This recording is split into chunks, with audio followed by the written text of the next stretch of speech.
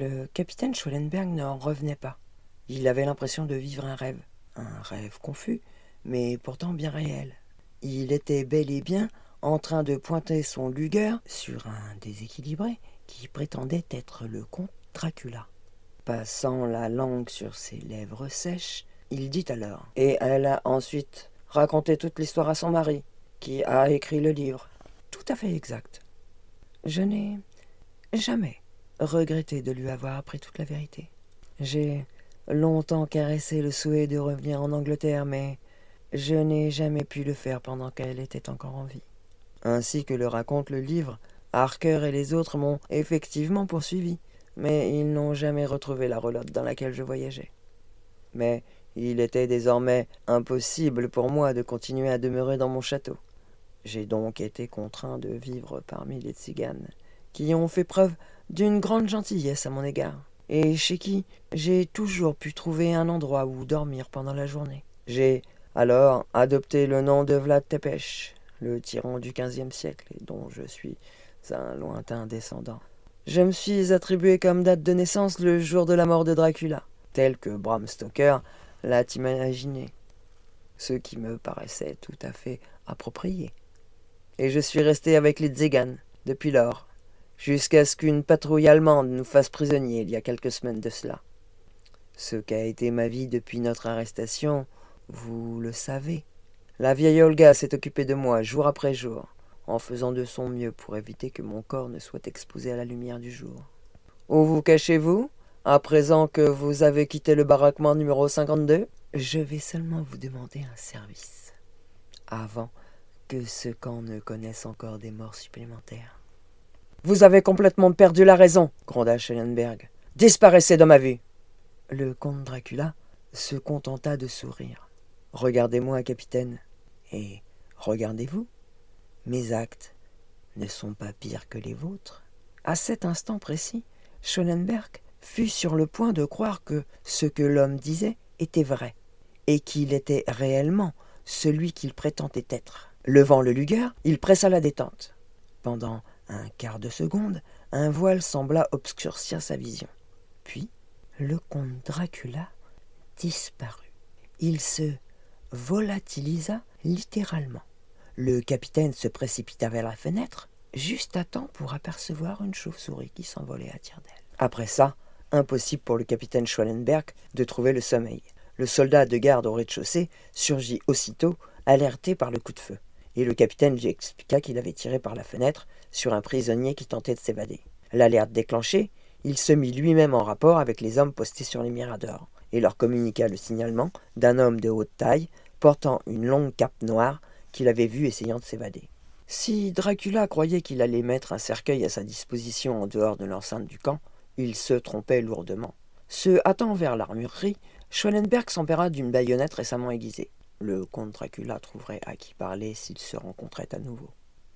Le capitaine Schwellenberg faisait de son mieux pour se remémorer tout ce qu'il connaissait sur les mœurs et les coutumes des vampires. D'après ce qu'il savait, les victimes des vampires devenaient à leur tour des vampires et venaient grossir le nombre des morts vivants qui hantaient le monde la nuit, à la recherche de chair fraîche et de nouvelles victimes.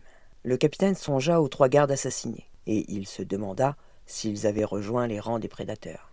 Les autopsies pratiquées sur les 2 premiers cadavres avaient peut-être suffi à les empêcher de nuire.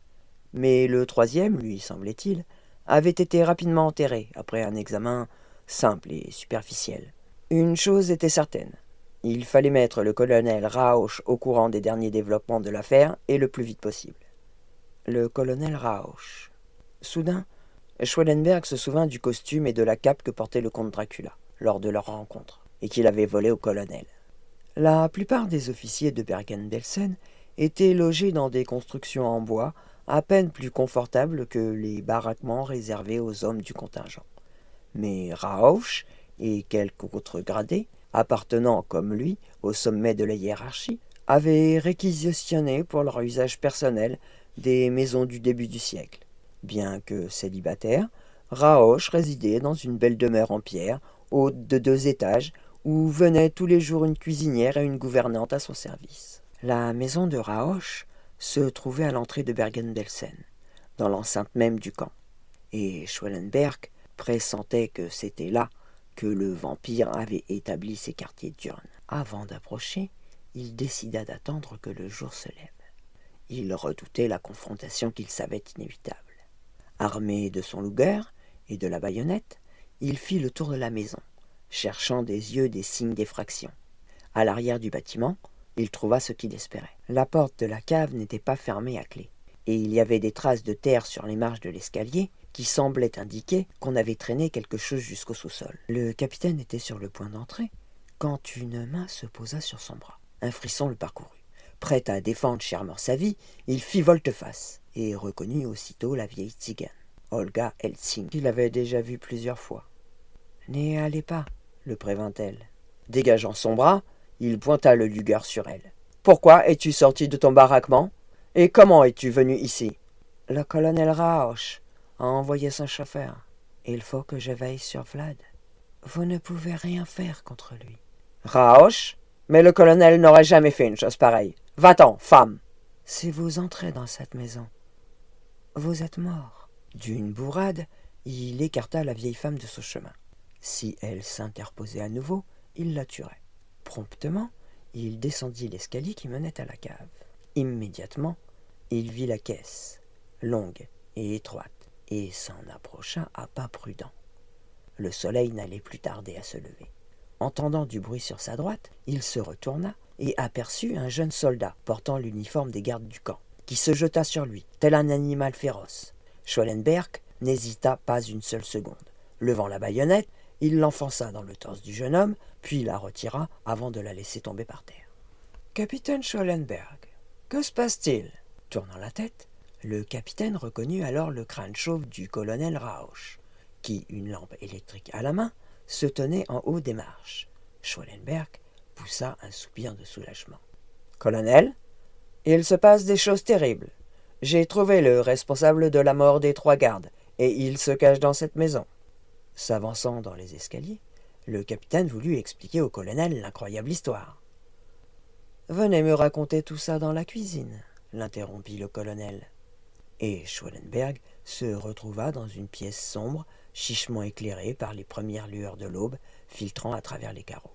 « Colonel, j'ai découvert que l'un des prisonniers de Tzigane n'est autre que... » Les lèvres du colonel s'étirèrent en un étrange sourire. Puis, il ouvrit largement la bouche. Schwellenberg ne se souvenait pas d'avoir jamais vu une bouche humaine de cette taille. Un souffle chaud balaya son visage, et le colonel se rua sur lui, tentant d'enfoncer ses crocs dans la chair de son cou. Le capitaine se débattit de toutes ses forces. Tout en se débattant pour éloigner les dents du colonel de sa propre gorge, il réussit à agripper son cou et à serrer. Coincé entre le four et la glacière, ils luttèrent quelques instants avant de s'effondrer contre la porte donnant sur la salle à manger et de rouler sur le parquet ciré. Rassemblant ses dernières forces, Schwellenberg parvint à desserrer les mâchoires du colonel, puis à se libérer de son étreinte.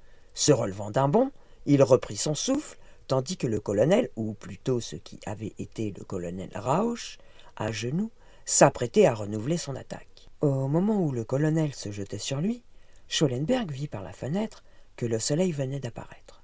Esquivant de justesse la charge de Rauch, il abattit violemment son poing sur la nuque de ce dernier, qui, faisant voler en éclats la fenêtre de la salle à manger, fut projeté dans la cour. Son corps atterrit durement sur le sol, et la lumière du jour, qui pointait à peine, transforma aussitôt la chair du colonel en une fine poussière grise. Il fallut un moment au capitaine Schwellenberg, hors d'haleine, pour récupérer quelques forces.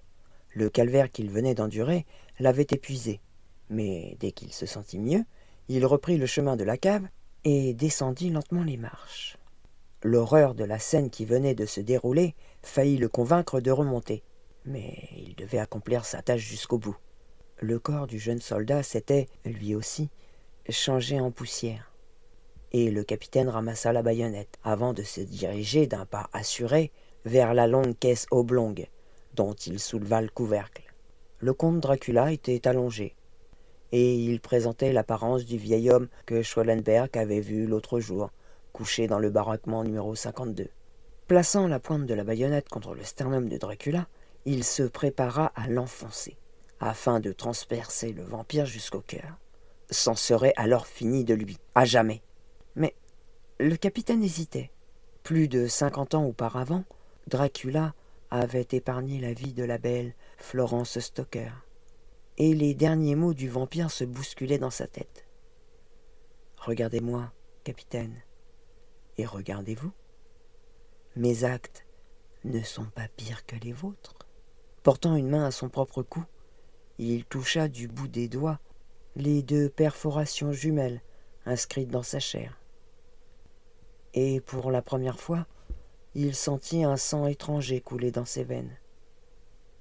Alors, baissant les bras, il laissa choir la baïonnette sur le sol de la cave.